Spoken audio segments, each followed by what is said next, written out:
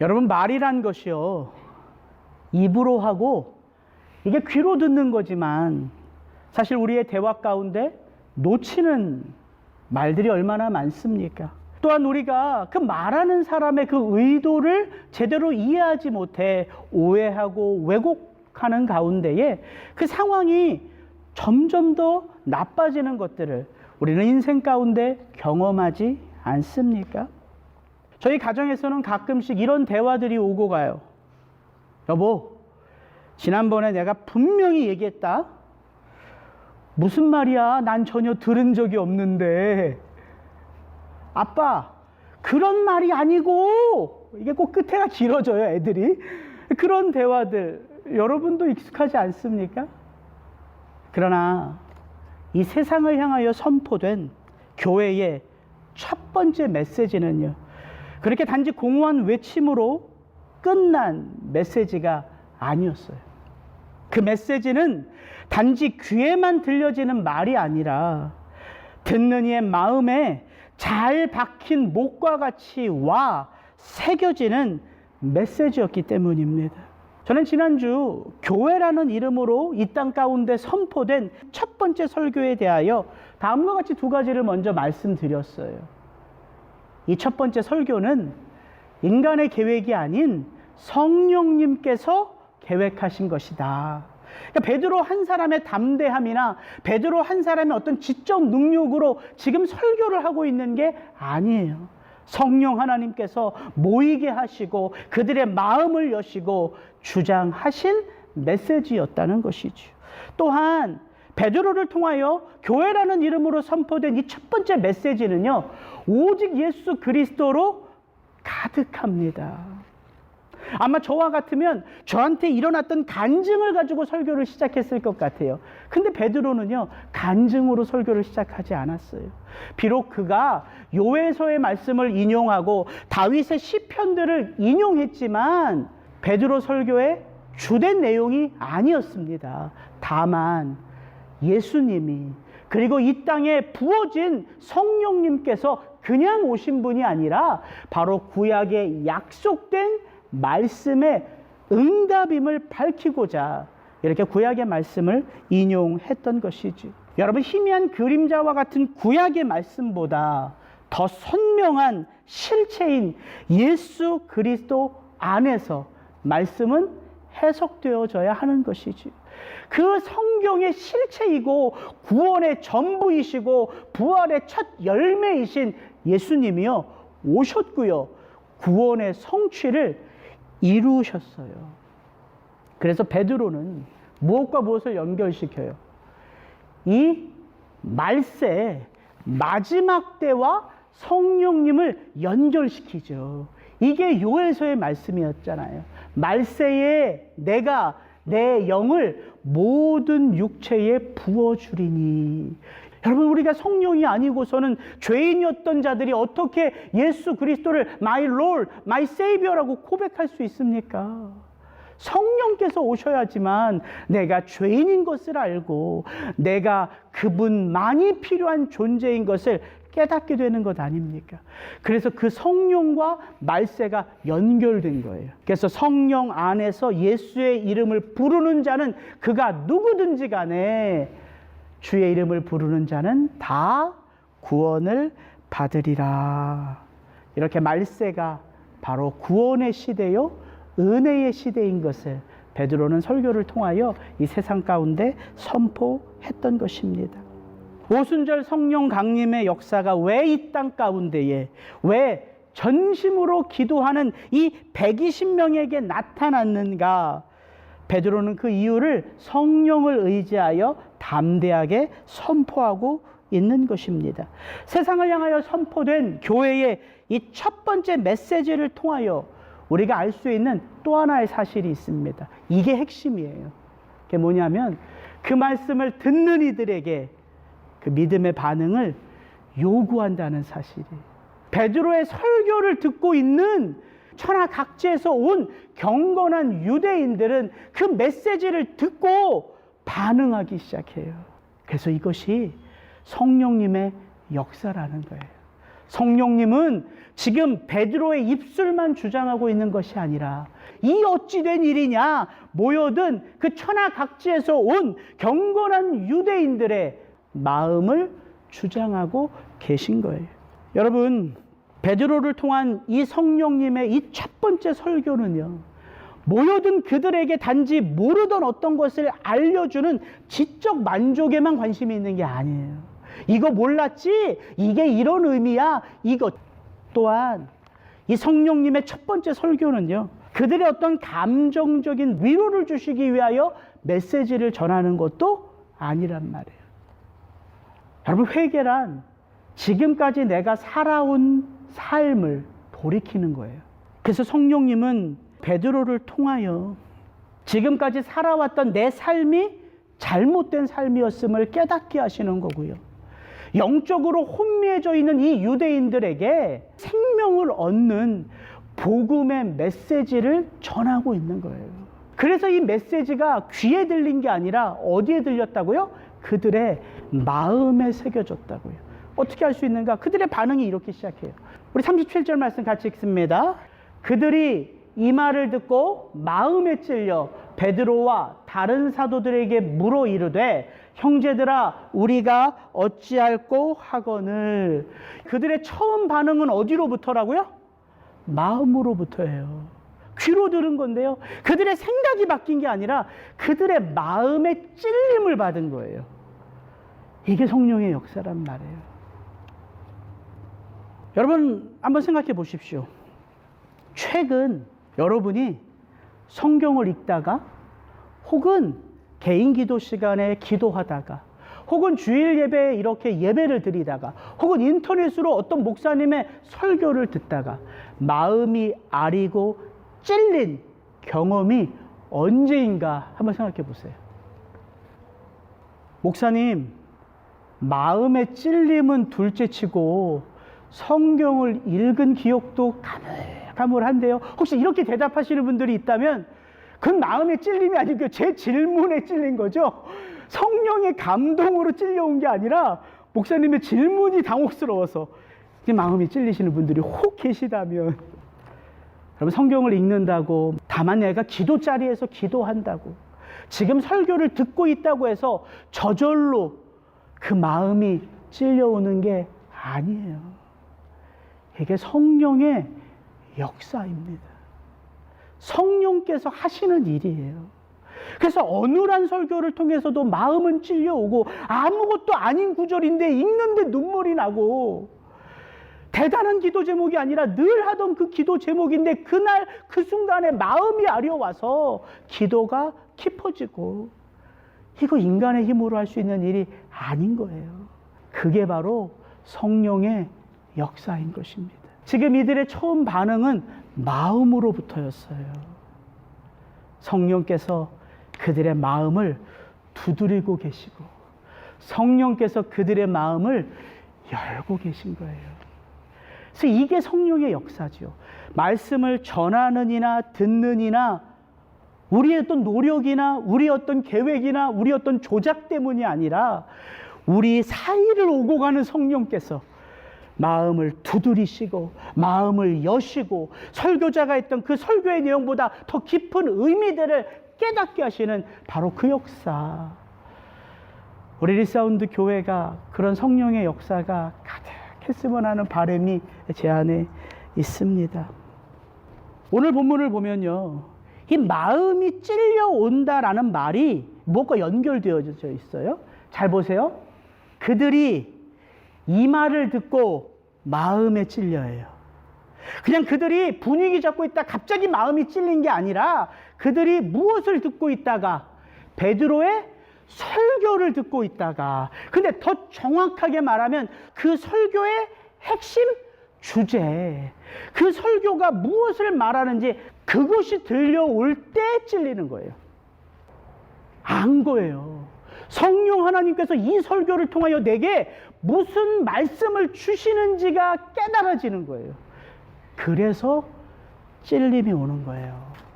그럼 베드로 설교의 핵심이 무엇인가? 제가 지난주 말씀드렸는데 36절입니다. 그래서 이 37절은요, 36절과 같이 읽을 때 연결이 되는 거예요. 같이 한번 읽습니다.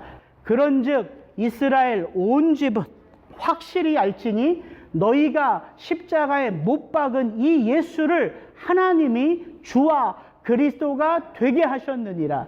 그들이 이 말을 듣고 마음에 찔려. 이해하시겠어요? 왜 갑자기 그들의 마음이 찔렸는지. 그들의 삶과 누가 연결되어져 있어요? 누구입니까? 예수님이에요. 예수님. 그들은 예수 그리스도를 받아들이지 않았죠.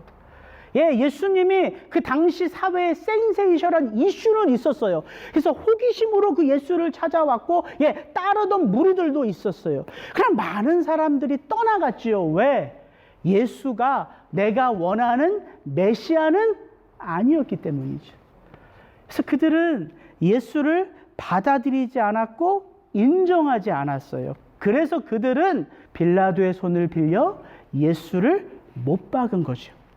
근데 베드로가 이 설교를 통하여 그들에게 도전합니다. 예수를 십자가에 못 박은 것은 빌라도가 아니라 대제사장이 아니라 누구라는 거예요? 네, 너희라는 거예요. 그 예수를 십자가에 못 박은 건 바로 너야. 여러분, 이게 들어와야지만 마음에 찔림이 와요. 찔림이 왜 옵니까? 죄 때문에 오는 거예요. 지금 완고한 그들의 마음을 성령께서 두드리시고 활짝 열어 젖히고 계세요. 그래서 그들이 느껴지기 시작하는 거예요. 그분을 못 박은 게 나구나. 예수님은 이미 성령께서 이 땅에 오시면 어떤 일을 우리 가운데 하시는지를 제자들에게 말씀하셨어요. 내가 너희에게 실상을 말하노니 내가 떠나가는 것이 너희에게 유익이라. 내가 떠나가지 아니하면 보혜사가 너희에게로 오시지 아니할 것이요 가면 내가 그를 너희에게로 보내리니. 그분이 오면 무엇 하신다? 죄에 대하여 의에 대하여 심판에 대하여 세상을 책망하시는데, 죄에 대하여라 함은 그들이 나를 믿지 아니하며. 성령님이 이 땅에 오셔서 하시는 게 뭐냐면 이거예요. 죄에 대하여 심판에 대하여 의에 대하여 우리로 깨닫게 하고 알게 한다는 거예요. 무엇이 죄인지, 어떤 삶이 거듭난 의로운 자의 삶인지, 이 세상은 어떻게 되는지, 이것을 성경을 통하여 우리로 깨닫게 하시고 알게 하시는 분이 성령님이라고 예수님은 제자들만 특별히 모아놓고 다락방강하러 알려주셨어요. 그리고 이 말씀은 이렇게 이어지죠. 내가 아직도 너희에게 이를 것이 많으나 지금은 너희가 감당하지 못하리라. 그러나 진리의 성령이 오시면 그가 너희를 모든 진리 가운데로 인도하시리니 그가 스스로 말하지 않고 오직 들은 것을 말하며.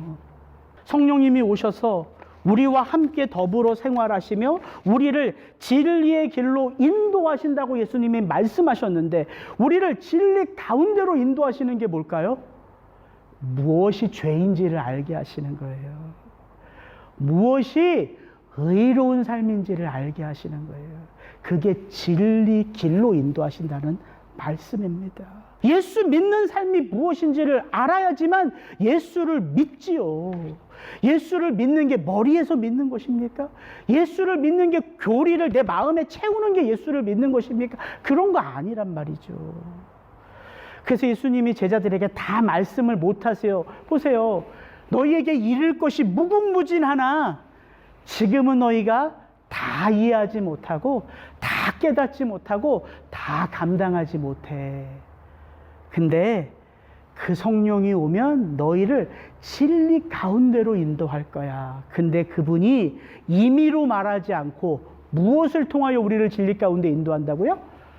오직 들은 것, 오직 기록된 것, 오직 우리의 마음에 채워진 것. 그래서 성경이 있는 거예요.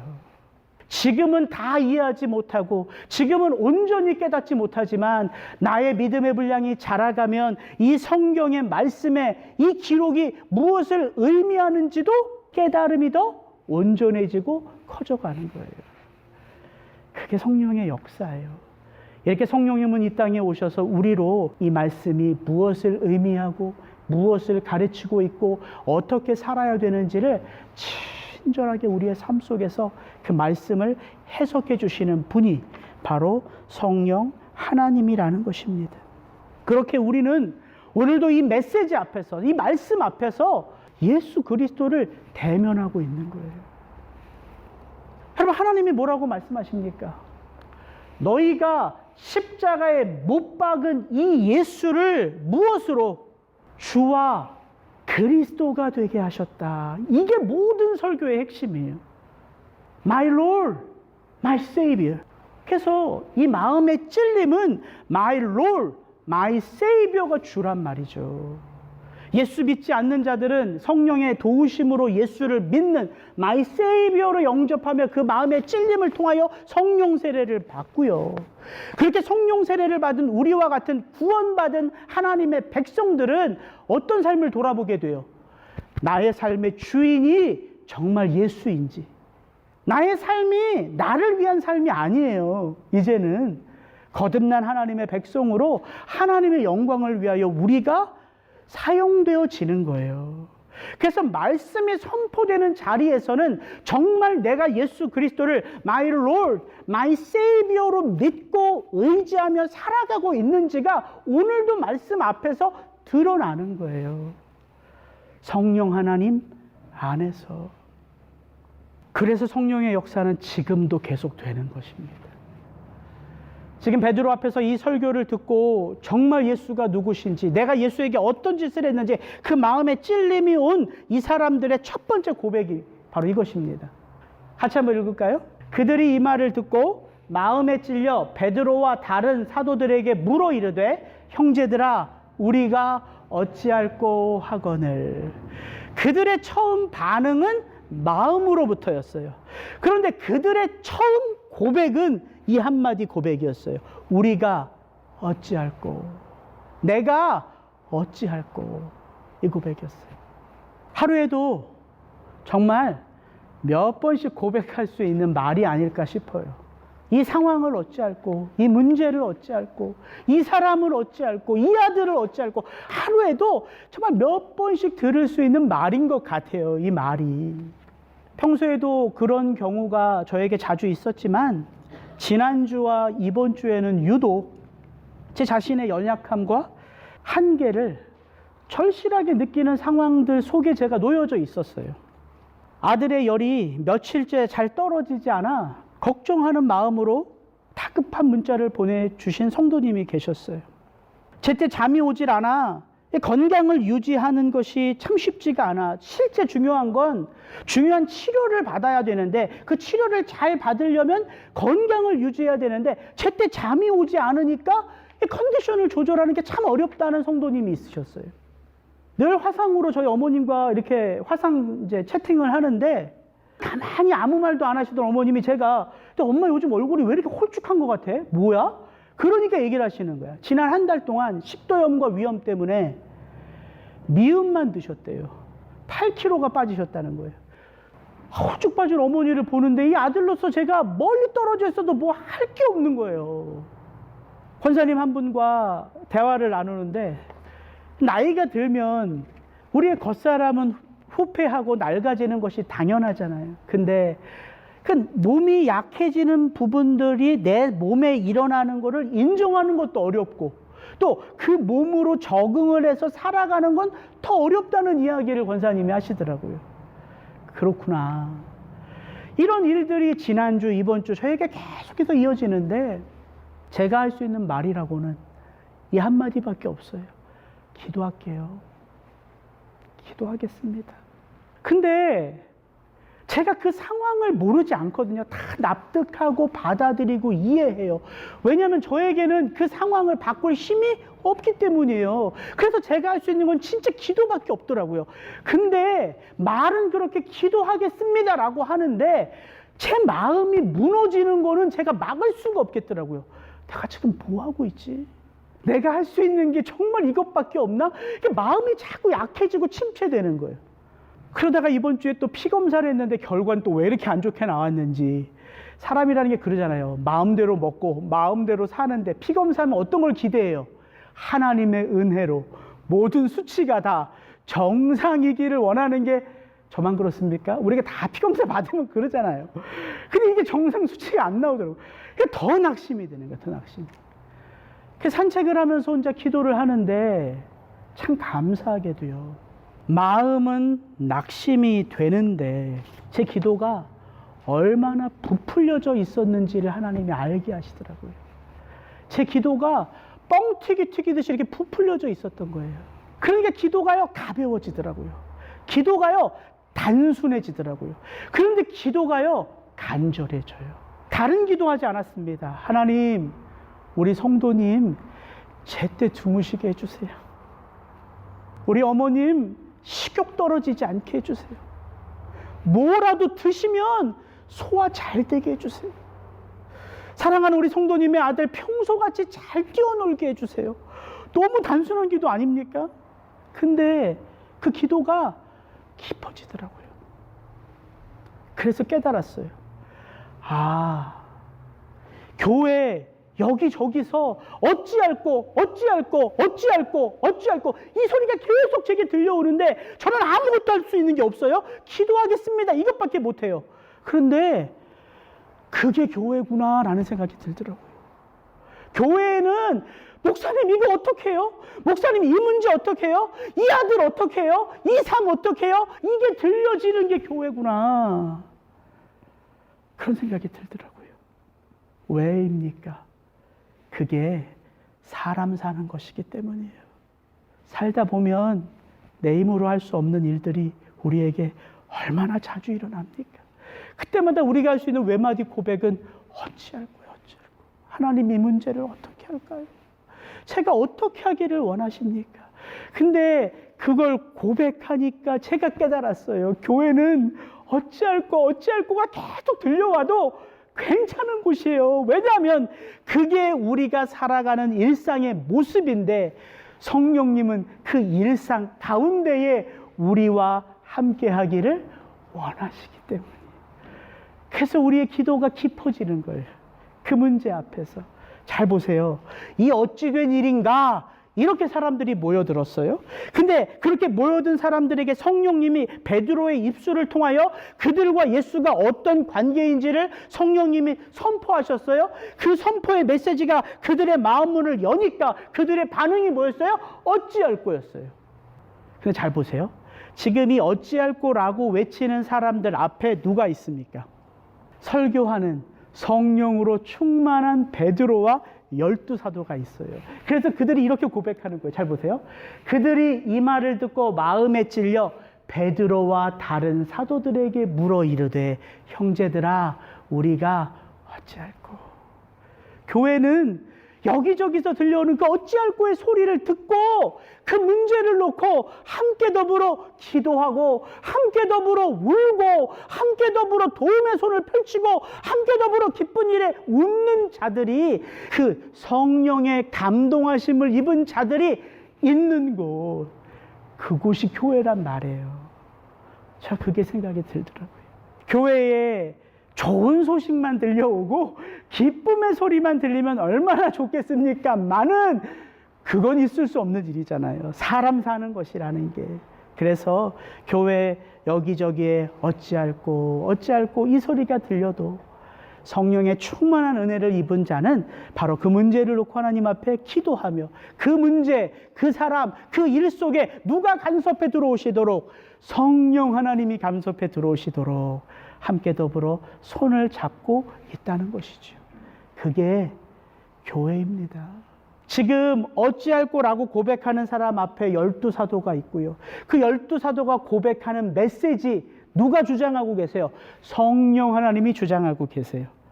그 성령 하나님이 예수가 누구신지를 밝혀주시잖아요. 그 성령 하나님이 이야기하는 주제 핵심인 예수님이 이 땅 가운데 그들 가운데 왜 오셨어요? 그들에게 새 생명을 주시기 위하여 오셨어요. 그러면 그 예수 그리스도를 그들에게 보내주신 하나님은 왜 예수님을 죄인인 그들에게 보내셨어요? 그들을 하나님의 형상으로 회복시키기 위하여. 제가 이 본문을 뚫어져라 지켜보니까 서 있는 그들 외에 모든 대상들이 다 누구에게 관심이 있어요?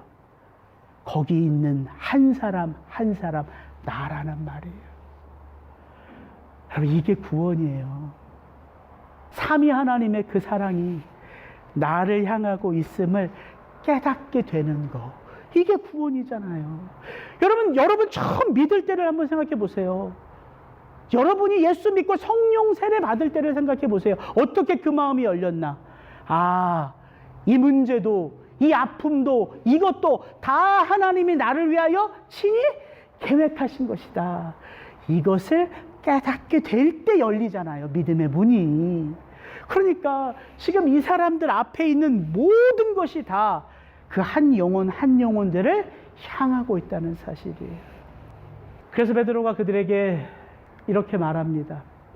베드로가 이르되 너희가 회개하여 각각 예수 그리스도의 이름으로 세례를 받고 죄사함을 받으라. 그리하면 성령의 선물을 받으리니. 여러분, 회개는요, 지금까지 살아온 길을 돌이키는 거예요. 지금까지 내가 붙들었던 내 삶의 모든 소유권을 포기하고 그 소유권이 하나님께 있고 나는 청지기임을 깨닫는 게 회개예요. 근데 이게 어떻게 우리의 의지로 될까요? 이게 어떻게 우리의 힘으로 돼요? 예, 한 번, 두 번은 되겠죠. 근데 구원은 한 번, 두 번 고비를 넘어가는 게 구원이 아니라 하나님의 자녀됨의 삶을 사는 게 구원이잖아요. 그래서 성령님이 우리 속에 들어오셔야 되는 거예요. 성령님이 오셔야지만 함께 살 수 있기 때문에. 그래서 여러분, 여기서 성령을 선물로 받는다. My Lord, My Savior. 이 예수 그리스도가 나의 Lord, My Savior임을 우리로 매일매일의 삶 속에서 알게 하시는 그 성령님을 선물로 받는다는 거예요. 이 말은 성령의 은사를 말하는 게 아니에요. 성령이 주신 어떤 은사, 성령이 주시는 어떤 힘, 성령이 주시는 어떤 위로, 이게 아니라 성령을 선물로 받는다는 거예요. 이것과 똑같은 말이에요. 너희는 그 은혜에 의하여 믿음으로 말미암아 구원을 받았으니 이것은 너희에게서 난 것이 아니요 하나님의 선물이라, 이 말이란 말이에요. 무엇이 하나님의 선물이에요? 구원이 하나님의 선물이에요. 그러니까 죄사함이 하나님의 선물이에요. 은혜를 입어야지만 예수를 주로 고백하잖아요. 은혜가 하나님의 선물이에요. 이 모든 것을 우리의 삶 속에 이끌어 가시는 성령님이 선물인 거예요. 이제 다음 주부터는 죄사함을 받고 구원을 선물로 받고 성령을 선물로 받은 교회의 모습에 대하여 자연스럽게 메시지는 이어지는 거예요. 이게 사도행전이에요. 여러분, 오늘도 이 예수 부활 복음의 사건은요, 오늘도 세계 만방으로 펼쳐져 가요. 왜일까요? 나를 향한 삼위 하나님의 이 전심의 사랑을 체험하는 자가 이 땅 가운데 가득하기 때문이에요. 그래서 성경은 그들을 뭐라고 말해요? 예수 사랑의 빚진 자라고 말하는 거예요. 빚진 자가 있는 거예요. 그 은혜의 빚진 자, 그 구원의 빚진 자, 그 성령의 그 충만한 은혜의 선물의 빚진 자. 근데 그게 은혜라는 말은요, 그 예수님께 이 빚을 내가 갚을 수가 없어요. 그래서 누구에게 갚아요? 나처럼 죄인으로 이 땅 가운데 살아가지만 여전히 구원받아야 할 하나님이 예정하신 하나님의 사람들을 향하여 손을, 마음을 펴는 것이죠. 그래서 예수 부활의 복음은 그 마지막 예수님이 다시 오실 때까지 끊어지지 않는 거예요. 그 삼위 하나님의 그 사랑에 가슴 벅찬 성도들이 이 땅 가운데 여전히 교회로 살아가고 있기에. 이번 주에 우리 선교사님으로부터 편지가 왔어요. 우리 교회에서 함께 기도하는 우리 선교사님. 근데 저는 이상하게 저랑 같이 공부한 제 친구인데도 불구하고 또 제 옆에 교회에서 같이 사역했던 친구인데도 불구하고 그 친구가 기도 편지를 보내면은 그렇게 눈물이 나요. 이번 주도 그 편지를 쭉 읽어 내려가는데 뭐 대단한 내용 아니에요. 이제 비로소 이사하게 됐다 이거예요. 어디로 이사하냐면요, 이 외국 사람이 단 한 사람도 없는 곳으로 들어가요. 아마 거기에 예수 캠프를 세우려고 들어가는 거겠죠. 어디서부터 어떻게 시작할지 몰라 때때로 두려움이 밀려오는데 내게 떠오르는 말씀은 주가 다스린다라는 말이라고 고백하더라고요. 주가 다스린다. 이 성중에도 내 백성이 많다라는 말이 계속해서 자기 마음을 울린다는 거예요. 근데 거기 내용이 중에 하나가 이거예요. 아들을 이제 중학교 3학년인가요? 더 이상은 사모님이 홈스쿨링으로 그 아들을 공부를 더 이상은 시킬 수 없어서 이제 아들을 떠나보내야 된다고, 다른 나라로 선교사 학교로 떠나보내야 되는데 재정도 준비된 게 아니더라고요. 그리고 지금 한국에서는 아버님이 폐암으로 아주 투병 중에 계세요. 그래서 제가 그 편지를 쭉 읽는데 근데 너는 왜 이렇게 살아야 되냐? 그런 마음이 제가 드는 거예요.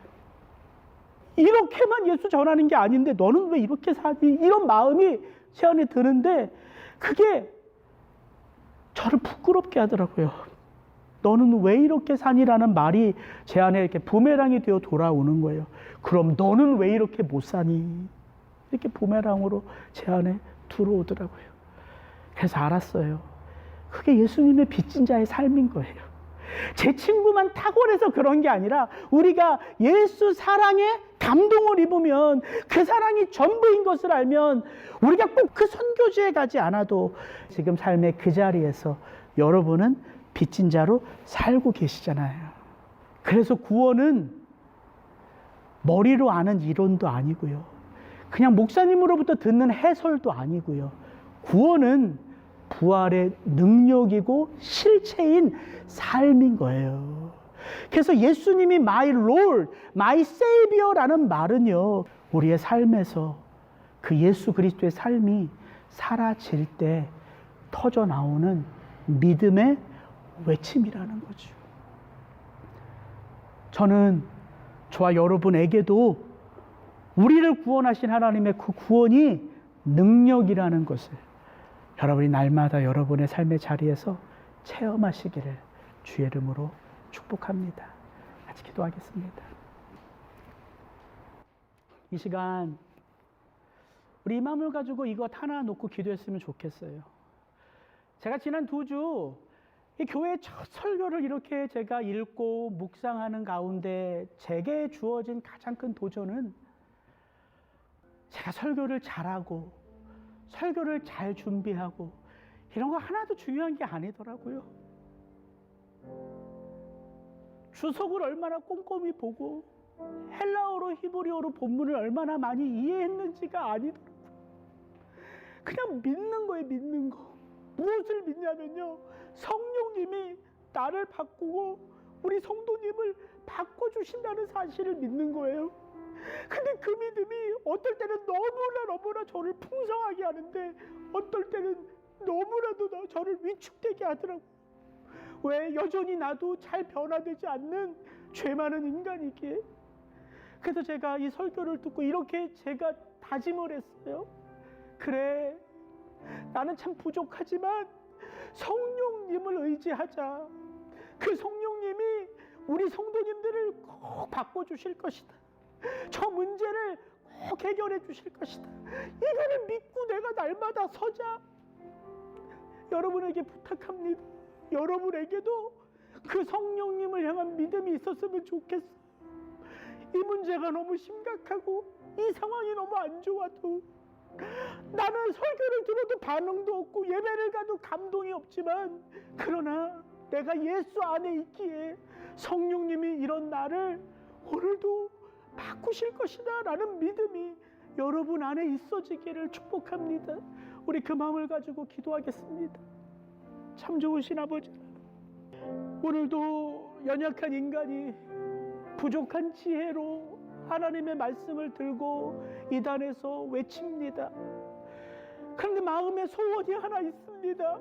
저는 부족하고 제 깨달음은 미약하지만 이 설교를 교회라는 이름으로 가장 먼저 행하신 성령 하나님은 세상을 향한 능력이 있기 때문입니다. 예수 부활의 이름을 담대하게 전할 그 능력이 성령님께 있음을 믿어드리기 원합니다. 주님, 제 안에 그 믿음이 있게 하여 주옵소서. 우리 성도님들 한 분 한 분들에게 그 믿음이 있게 하여 주옵소서. 자녀들을 바라보고 문제를 바라보고 상처를 바라보고 아픔을 바라보면 소망이 단 하나도 없지만, 그러나 소망은 내게서 나오는 것이 아니라 내가 성령을 선물로 받은 것처럼 그 문제 속에, 그 자녀들 속에, 그 상황 속에 성령님은 반드시 임할 것을 믿는 믿음으로 우리 성도님들이 그렇게 하루하루 부활의 삶을, 구원의 삶을 살아갈 수 있기를 원하오니 주께서 은혜 위에 은혜를 더하여 주시옵소서. 주님 감사합니다. 자리에서 일어나시면 제가 축도하고 오늘 예배를 마치겠습니다. 그렇습니다. 아버지 하나님, 이 땅의 교회라는 이름으로 선포된 성령님이 친히 주장하시는 이 메시지를 통하여 설교를 듣는 성도님들도, 또 설교를 하는 목회자로서 저도 참 많은 것들을 돌아보게 됩니다. 아버지 하나님, 오늘도 이 땅에 흩어진 주의 백성들을 향한 하나님의 그 마음이 여전히 그 성령 하나님 안에서 이 땅을 빚진 자로 살아가는 하나님의 사람들을 통하여 그 부활의 복음은 만방으로 선포되는 줄을 믿습니다. 저와 우리 성도님들 한 분 한 분들이 이번 한 주도 그 부활의 능력 되신 예수 그리스도의 이름으로 삶의 자리로 흩어져 나아가서 바로 그 자리에서 구원의 빚진 자, 은혜의 빚진 자, 성령 하나님께 빚진 자로서 그 삶을 온전한 믿음으로 감당하실 수 있기를 축복합니다.